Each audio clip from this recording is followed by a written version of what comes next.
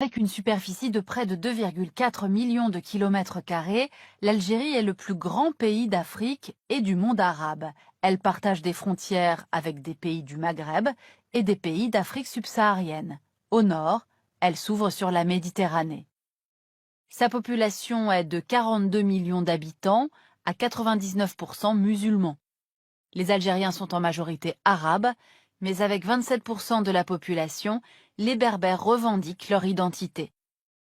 L'Algérie est divisée en 3 zones climatiques. Au nord, la bande côtière d'environ 100 km de large bénéficie du climat méditerranéen. C'est là que vit environ 90% de la population et que se situent les principales villes du pays, Oran, Alger et Constantine.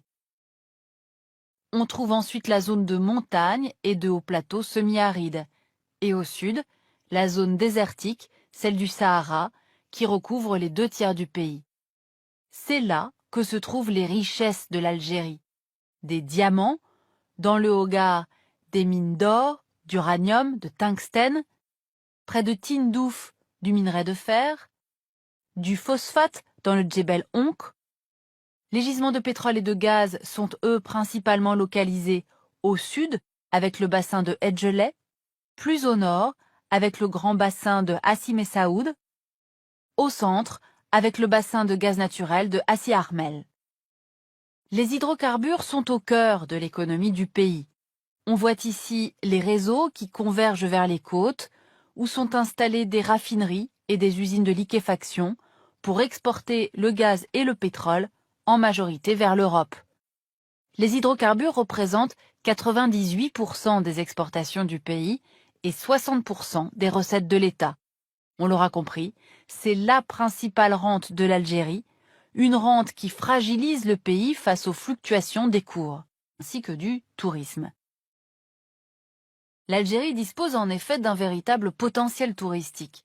Un littoral long de plus de 1200 km avec des plages sablonneuses, des criques de galets et des maquis qui tombent directement dans la Méditerranée.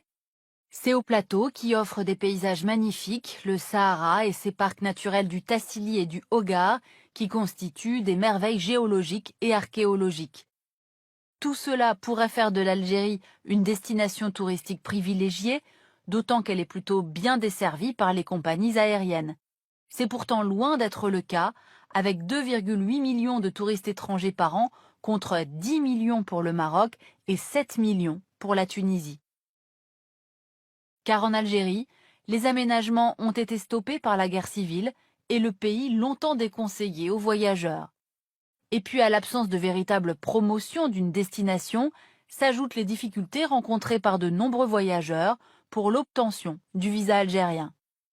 La disponibilité et l'état des infrastructures touristiques constituent un point noir pour tous les professionnels du secteur.